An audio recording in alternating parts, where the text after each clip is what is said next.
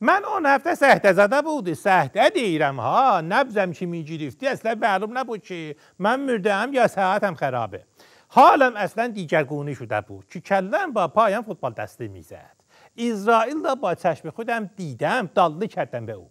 بعدا یعنی حواسش پرتاب کردم که فرار کردم آمدم یعنی از اون پرسیدم که ایا گفتی که اون قابل بود که بابل هابل زد یا هابل بود که بابل قابل زد تا آمد از این بیل با اون بیل فکر میکنی من فرار کرده آمده پس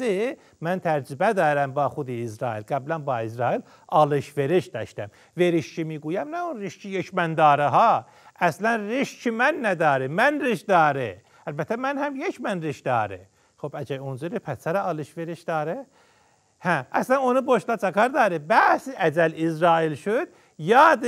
مقامزبا افتادم و اون نور مالکی و بشار اسد افتادم اون روز اخبار دیدم که بعد از مرحول شدن وزیر دفاع کشور معاون دفاع و اون بربطهایی که با اون بوده مردم سوریه شعار میداده که بشار خدا حافظ شمم خبردار شد که مردم سوریه میخواهند بروند از سوریه به کشور دیگر که خدا حافظه میکنه بس بحث سیاسی برای تو بسه مغزت سنجیم میکنه پس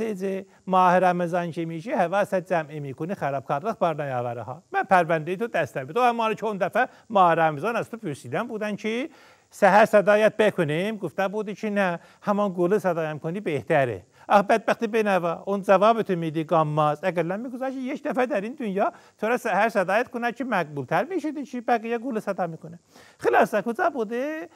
بحث سهته زدن من بودی که با اسرائیل تجربه دارم هر کس میمیره تقصیر خودش من خودم یک بار پدرم مرحوم شده بود گم گوسته زده شدیم مخصوصا چون که اصلا سابقه نداشت اول دفعهش بود چی میمیرد من پرسیدم که این پدر من چجوری مرحوم شده مرده شده گفتند که مار اون زده پرسیدم که این مار چی زده از زیلو زده یا از پشت سر زده مهم به گفتند که از پشت سر زده گفتیم پس